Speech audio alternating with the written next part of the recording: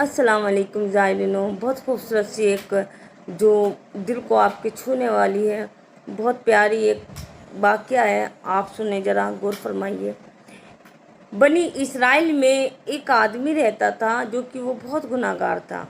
اس کا انتقال ہو گیا۔ جب اس کا انتقال ہوا تو سبھی لوگوں نے اس کو غسل دینے کے لیے منع کر دیا۔ اس کو بولا کہ ہم اسے غسل نہیں دیں گے اور نہ ہی ہم اس کو کفن دیں گے اور نہ ہی ہم اس کی جنازے کی نماز کرائیں گے۔ جب یہ بات سنی، آپس میں چرچے ہونے لگے تو اللہ تعالیٰ نے حضرت موسیٰ علیہ السلام کو آدیش دیا، اے موسیٰ، تم فلاں جگہ جاؤ، ایک آدمی کا انتقال ہو گیا ہے اور آپ جا کر اس کو غسل اور اس کو کفن اور اس کی جنازے کی نماز کرا کر اس کو قبر میں دفنا دو۔ تو حضرت موسیٰ نے اللہ کے حکم کی تعبیر کی اور جیسے اللہ نے فرمایا انہوں نے اسی طرح الحمدللہ غسل، کفن اور ان کو دفنا دیا۔ اس کے بعد موسیٰ علیہ السلام نے کہا، اے اللہ، میں ایک بات پوچھنا چاہتا ہوں۔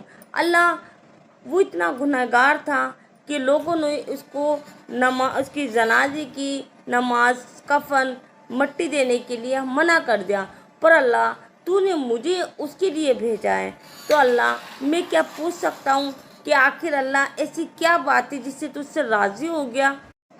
تو اللہ تعالیٰ نے کہا، اے موسیٰ، ایک بار اس نے شراب پی ہوئی تھی اور یہ اپنی مگن میں نشے میں جا رہا تھا، تو اس نے زمین پر ایک کاغذ دیکھا اور اس کاغذ پہ میرا نام لکھا ہوا تھا۔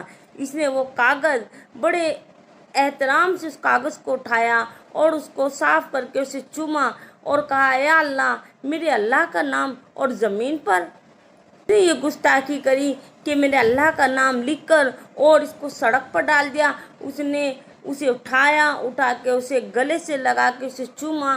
یہ بات اللہ کو اتنی پسند آئی کہ اللہ نے اسے معاف کر دیا۔ تو اللہ تعالیٰ نکتے نواز ہے، اللہ کب کس کی بخشش کر دے۔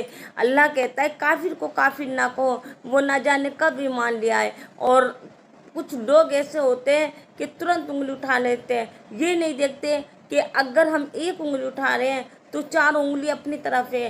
اگر کوئی غلط راہ پہ چل رہا ہے تو اللہ نے کہا اسے محبت سے، بڑے پیار سے اسے سنبھالو، اسے سمجھاؤ، نہ کہ اس پہ تم انگلی اٹھاؤ۔ میں نے یہ حق کسی کو نہیں دیا، کون گناہ گار ہے، کون سیاکار ہے، کون نیک ہے، اس کا حقدار میں ہوں، صرف میں۔ اللہ جانتا ہے کون اچھا ہے کون برا ہے۔ اللہ ہی ذلت دینے والا ہے، اللہ ہی عزت دینے والا ہے، اللہ ہی بھوکوں کو کھانا دینے والا ہے۔